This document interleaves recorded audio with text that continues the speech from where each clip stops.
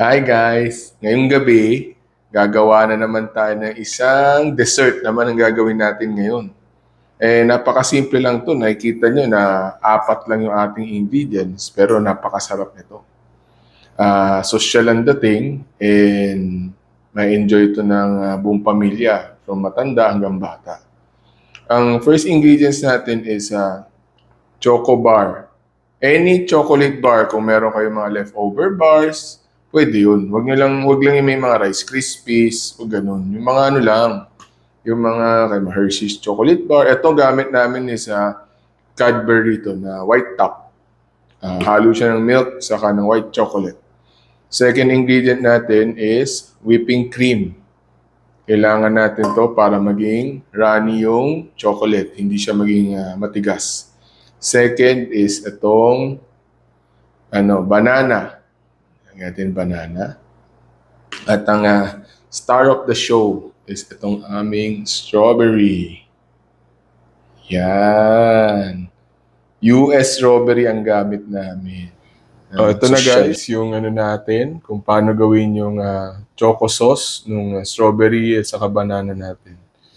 Double boiler ang ginagamit dito para hindi masunog yung chocolate. Lalagyan natin ng hot water. Hot water na agad para hindi ka na mag-antay ng matagal kumulo. Patungan nyo ng bowl.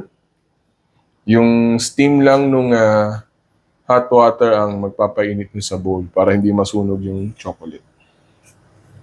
Ilagay yung chocolate. Ayan. Ito na siya guys. Natutunaw na. Tutunaw na siya. Yan. Yan na yung ating gagawing choco sauce. Yan Kita niyo yun? Tunaw na. Tunaw na ang sarap niyan. Dali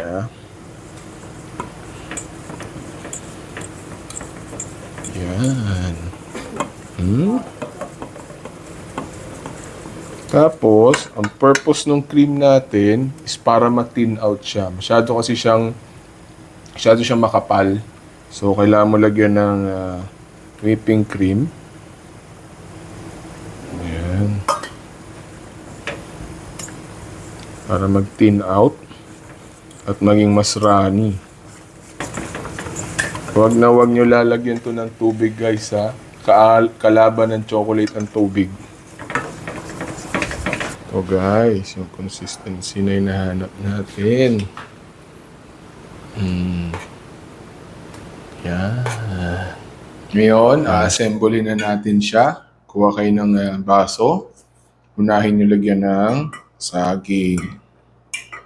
Banana muna sa ilalim. Yan. Banana. Tapos ng banana, lagyan nyo ng strawberry.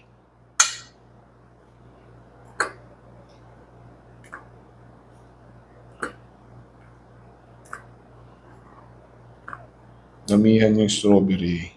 Masarap po Sigurado maubos nyo yan. Ating choco sauce. Nalagyan natin. Ibuhos nyo lang sa tuktok. Lagyan yung ganyan.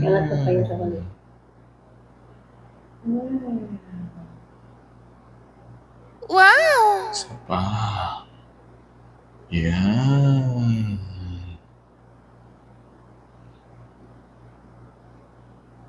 Yan guys.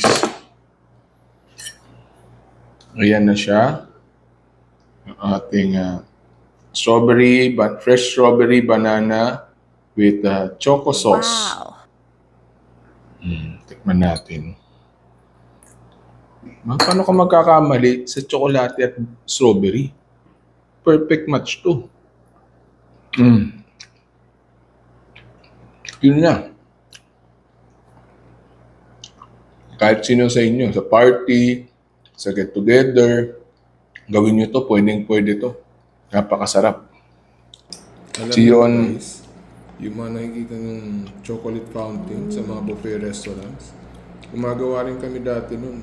Napakaraming corn oil nun, kaya yun nagfa-flow. Ang healthy ng corn oil sa katawan natin. Itong ginawa ko ngayong gabi, itong choco sauce na to, maraming gamit to, pwede to pang, hindi lang to limited sa strawberry, banana, limitless to eh, basta choco sauce.